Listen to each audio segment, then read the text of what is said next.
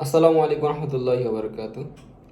প্রিয় প্রবাসী এবং বাংলাদেশি দিনী ভাইরা, আপনাদের জন্য আজকে একটি সুখবর রয়েছে। সুখবরটি হচ্ছে, বিভিন্ন সময় অনিয়মের কারণে বাংলাদেশের পঞ্চাশটিরও অধিক বাংলাদেশের 50টিরও অধিক হজ এজেন্সির লাইসেন্স বাতিল করা হয়েছে। আলহামদুলিল্লাহ, এই 50টির অধিক হজ এজেন্সির লাইসেন্স বাতিল করেছেন নতুন উপদেষ্টা আখম খালেদ হোসেন, ধর্ম উপদেষ্টা।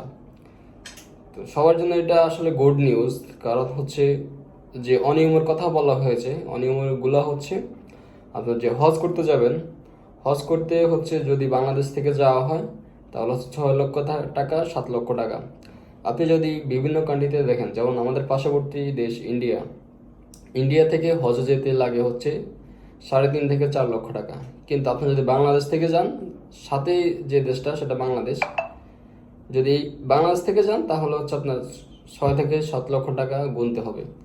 তো আপনি হচ্ছে আল্লাহ তাআলার ইবাদত করতে যাবেন এবং হজ আপনার জন্য ওয়াজিব হয়েছে, ফরজ হয়েছে, আপনি আল্লাহর বিধান পালন করবেন, সেজন্য যাবেন। কিন্তু এতে এত দুর্নীতি, তাহলে আমাদের বাংলাদেশ কোথায়, কোন পর্যায়ে চলে গেছে আপনারা একবার ভাবুন।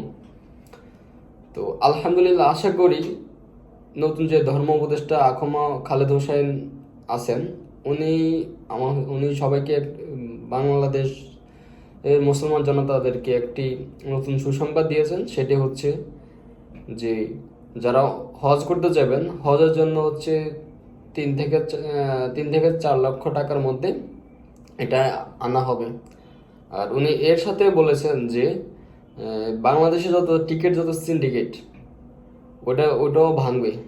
আপনি যদি দেখেন যে, যেমন আমি হচ্ছে, আমার ট্রাভেল এজেন্সি আছে, আমি যদি হচ্ছে প্রবাসীদের জন্য যদি একটা টিকিট করি, এটা যদি 1 মাস আগে আমি টিকিট করেছিলাম রিয়াদ এবং জেদ্দার টিকিট করেছিলাম হচ্ছে আপনার 40 থেকে 42 হাজার টাকা। কিন্তু এখন যদি রিয়াদ অথবা জেদ্দা যদি টিকিট কাটান, এই সময় আজকে চলতেছে 14 আগস্ট 2024, এখন চলতেছে হচ্ছে 60-এর উপরে, অর্থাৎ 65 হাজার টাকা, 62 হাজার টাকা, 67 হাজার টাকা। এটা কেন?